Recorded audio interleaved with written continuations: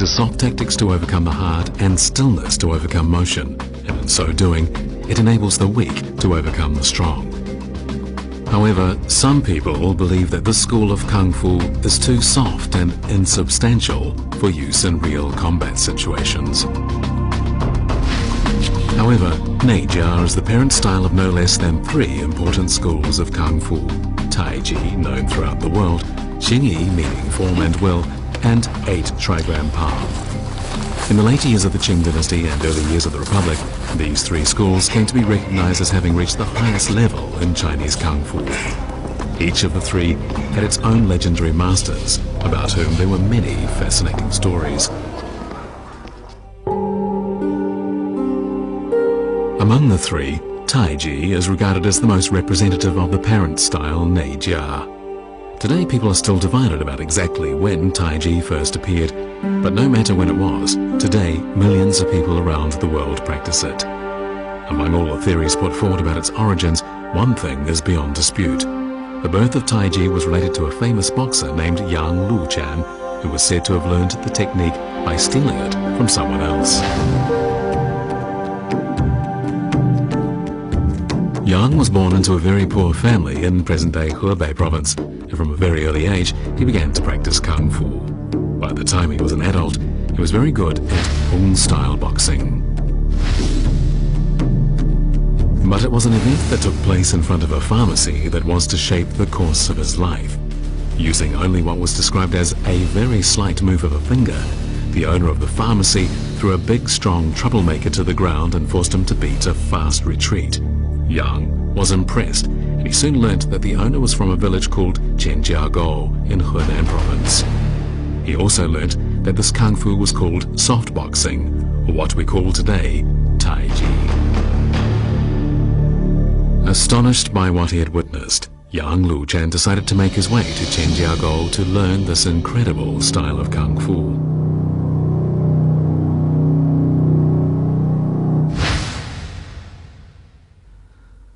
The village of Chenjiagou in today's Wenxian County in Henan province has been a cradle of numerous Kung Fu masters. Even today, most of the residents of the village, some of them young and others older than 70, can do Kung Fu very well.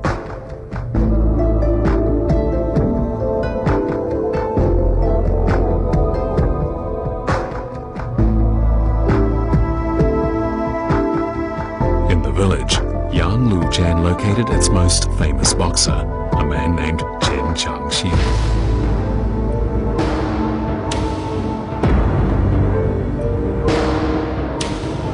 Chen Changxing was tall and strong and possessed Kung Fu skills that seemed unfathomable.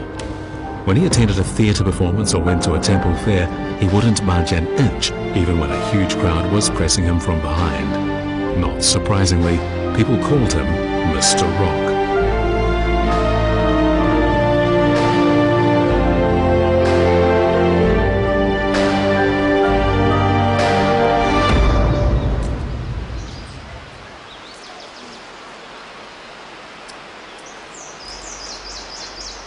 But where did this Chen Changxing learn Taiji?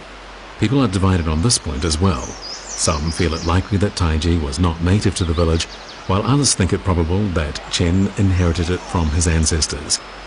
But whatever the case, all agree that Chen is the earliest recorded practitioner of Taiji, and it has been impossible to trace its history to anyone before him. Well, today we can still see the yard where Yang Luchan learned Taiji. At first, Chen Changxing refused to teach him, and it is because of this that the story about Yang stealing Taiji arose. The truth, however, is rather different.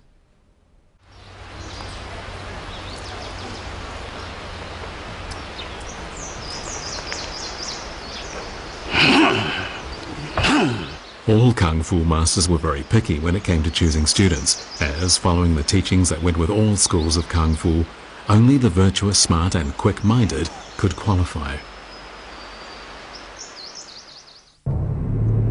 Yang came twice to Chen Changxing and twice he was refused. But undeterred, he asked Chen a third time, and this time Chen decided to determine whether Yang was a suitable candidate. He asked young Lu Chen to come to a quiet room for a talk, and Yang showed up punctually, only to see Chen seated comfortably in a chair, eyes closed, at rest. Yang didn't disturb him, but stood to one side with all respect. After a long while, Chen opened his eyes and then simply said to Yang, "It's too late. Come tomorrow at the same time." The next day and the day after, the same thing happened. In fact, several days passed like this. But Yang did not become frustrated. Eventually, Chen was moved by the young man's determination, and he decided to teach him all he knew. 3 years later, the teacher said to Yang, "You may leave, because you have no match in this place." 我们一般的大家认同的是，杨露禅曾经3下陈家沟，就是他去一次可能学了一段时间，可能中间又回来了，完后再去。这个说明什么呢？内家拳，具体说太极拳，它的修炼是很不容易的。即便你是很聪明的人，即便你是很用功夫，它真的需要相当的悟性，还有老师给你喂劲儿，你才懂劲儿。懂劲儿后愈练愈精。啊，你得懂劲儿，这是第一关。所以这个内家拳的修炼呢，很不容易。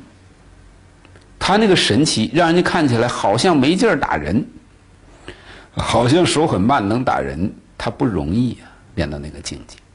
所以啊，修道者多如牛毛，得道者少如凤角。The great fame young Lu Chen eventually enjoyed was closely related to his experiences after he mastered the skill. He returned to his hometown in Guangping County, and there he met with many Kung Fu practitioners and beat all of them.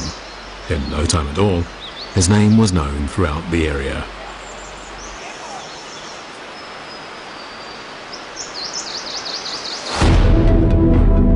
Then one day, someone from Peking came to Yang's hometown in search of a tutor, and Yang was recommended.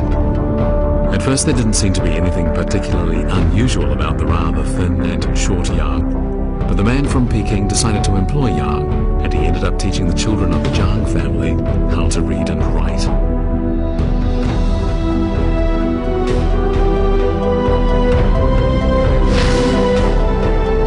The Zhang family owned a famous shop in Peking that sold pickles, and its owner, known as Fat Zhang, even supplied one of the royal princes with his product and maintained a close relationship with the prince's family.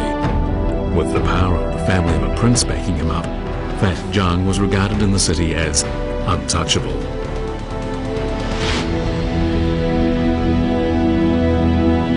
Yang Luchan 到了张家以后啊，张家这个老板啊，就是这个东家也没有看得起他，对他很慢待。杨露禅呢，曾经就是在这个饭桌上呢，于是亮了他的本事，最后征服了这些人，最后才扎下根来。这些东西呢，有很多传说、轶事和演绎，我们也无法一一的去考证。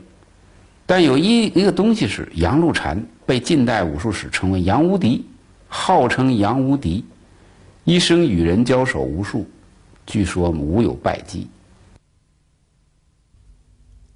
After the legendary incident at the dinner table, Yang began not only to teach the children of the Zhang family reading and writing, he also began teaching various members of the family Kung Fu.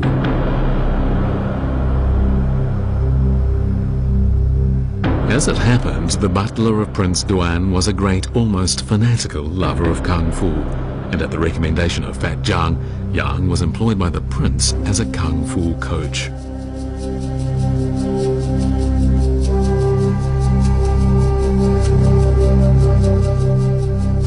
Being employed by a prince of the empire naturally helped to spread Yang's name far and wide.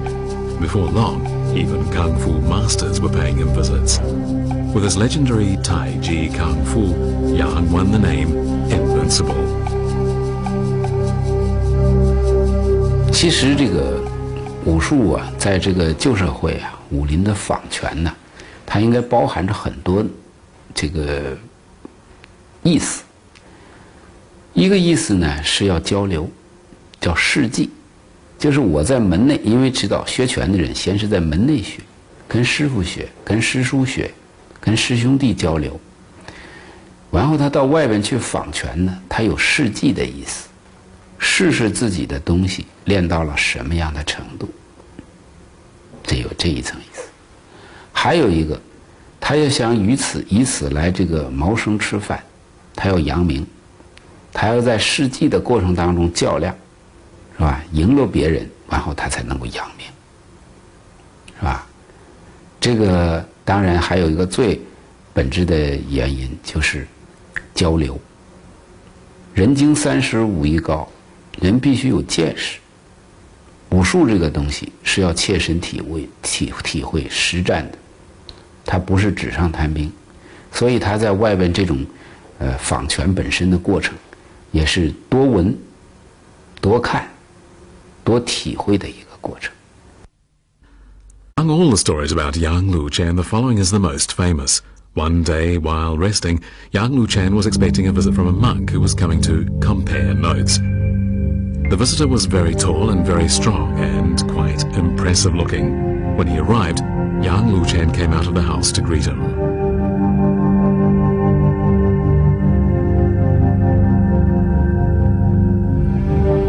The monk greeted Yang with all courtesy, and then Yang invited him into his living room for a chat.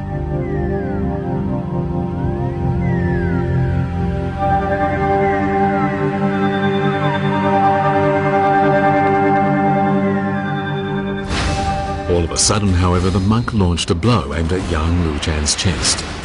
Yang contracted his chest a little, used his right arm to fend off the blow, and with a gentle push, the monk was sent flying. He dropped to the ground, as if downed by a heavy blow.